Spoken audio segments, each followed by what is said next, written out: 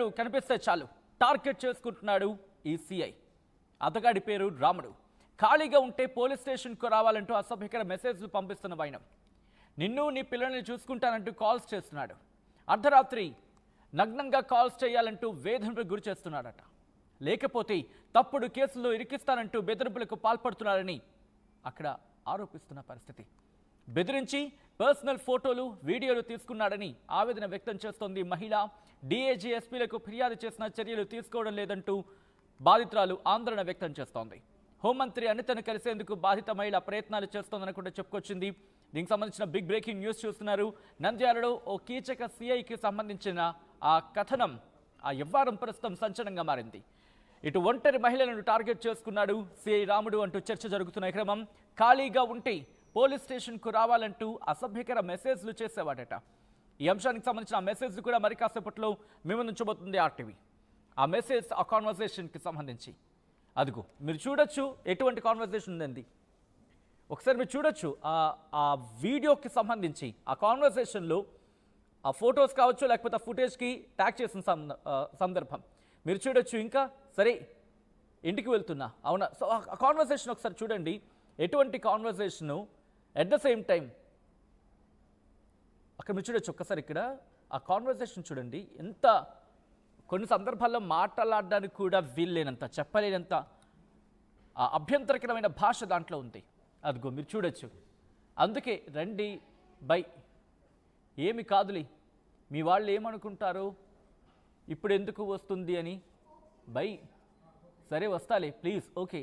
ఇంకా అక్కడ ముంచొచ్చు. సరే ఇంటికి వెళ్తున్నా, బై, నేను కాల్ చేస్తాను, బై ఉంది అన్నేగా. కొన్ని బ్లర్ చేసి చూపించాం, అది కాస్త అభ్యంతరకరంగా ఉన్నాయి ఆ మాటలు. సో అందుకని మేము వాటిని బ్లర్ చేసి చూపించడం జరిగింది. ఇదిగో మీరు ఇక్కడ చూడొచ్చు. చూపులతోనే ఉంటే ఇంకా దాంట్లో ఉండదు. చూడొచ్చు. అంటే కొంతవరకు మాత్రమే కొన్ని పదాలు నేను మీకు చెప్పే ప్రయత్నం చేస్తున్నాను. ఒకసారి బ్లర్ చేసిన పదాలు చాలా అభ్యంతరకరంగా ఉన్నాయి. చాలా అంటే చాలా అభ్యంతరకరమైన భాష అది. సో ఆ భాషను మేము చెప్పట్లేదు, ఎందుకంటే అంత దారుణమైన భాష దాంట్లో ఉంది. సో ఈ నేపథ్యంలోనే ఆ బాధిత మహిళ రియాక్ట్ అయింది. ఒకసారి ఆ బాధిత మహిళ ఏమంటుందో చూద్దాం, ఆ తర్వాత ఇన్ డీటెయిల్గా మాట్లాడుకుందాం.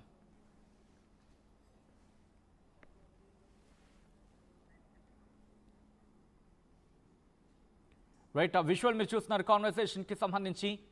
హాయ్ ఎక్కడ ఉన్నావంటూ ఈ కైండ్ ఆఫ్ కాన్వర్సేషన్ జరిగిన తర్వాత రెగ్యులర్గా వాళ్ళిద్దరి మధ్య ఎటువంటి సంభాషణ జరిగేది, ఆ చాట్ని లీక్ చేసిన సందర్భం. సో ఈ క్రమంలో ఆ బాధిత మహిళ ఏమంటోంది, ఎటువంటి ఆవేదన వ్యక్తం చేస్తోంది, ఒక్కసారి ఆ మాటల్లోనే విందాం. రైల్వే స్టేషన్లో గత 8 నెలల క్రితము పరిచయం అయినారు. ఆయన మా ఊరు పక్కన ఊరు సార్ అనే ఉద్దేశంతో సార్తో నేను పలకరించినాను. అక్కడ ఆయన కూడా ఎక్కడ ఉంటావు నువ్వు ఏది అన్నట్లు పలకరించి ఇంకా తీరే ఇంటికి పోయే సమయంలో నా సెల్ నెంబర్ తీసుకున్నారు. తను తీసుకున్న తర్వాత తను డైలీ మార్నింగ్ ఈవినింగ్ అట్లా hi good morning good night అన్నట్లు మెసేజ్ పెట్టుకుంటూ వచ్చేవాడు. ఇది చనుగా తీసుకొని ఒకరోజు నాతో నువ్వంటే నాకు ఇష్టము, నువ్వు బాగుంటావు అని చెప్పుకొచ్చినాడు. ఇదని మాట్లాడుకొచ్చినాడు.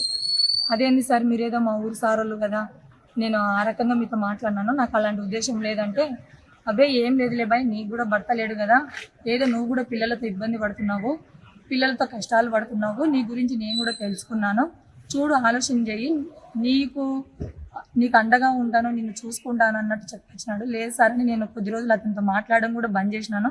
తర్వాత మళ్ళీ ఆయనే మెసేజ్ పెట్టుకుంటూ మాట్లాడుతూ మళ్ళీ సేమ్ ఇదే రిపీట్ చేసుకుంటూ వచ్చినాడు.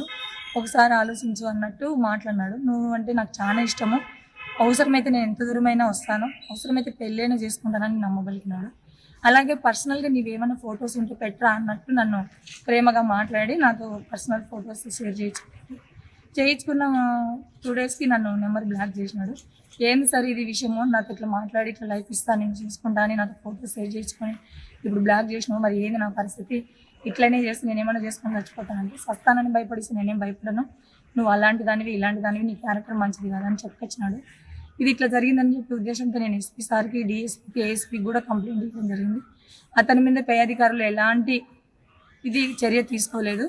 అందుకు నేను ఈ పొద్దు మీడియా ముందుకు నాకు న్యాయం జరగాలంటే నేను మీడియా ముందుకు వచ్చినాను. నా మీద దయచేసి deputy CM Pawan Kalyan sir గారు, లోకేష్ బాబు గారు ఇతని మీద తక్షణమే చర్యలు తీసుకుని అతని మీద యాక్షన్ తీసుకుంటారని. సార్ ఇది నేను 3 months నుంచి సార్ 3 months 4 months నుంచి అంటే ఆయన ఈ విషయంలో నేను ఎక్కడ సార్ నేను ఇక్కడే నంద్యాలలోనే ఉంటాను. ఈ విషయం ద్వారా ఈ పిల్ల నా ఫ్రెండ్ సార్ వాళ్ళ ఇంటికి పోతానని పోతుంటే ఈ అమ్మాయికి ఫోన్ చేసినాడు, ఈ అమ్మాయితో చాటింగ్ చేసినాడు. ఆ అమ్మాయిని నాగేశ్వర్ని వాళ్ళని మా ఇంటికాడికి పోనీయకోకుండా చూడమ్మా అని ఈ అమ్మాయితో రిక్వెస్ట్ చేసుకున్నాడు.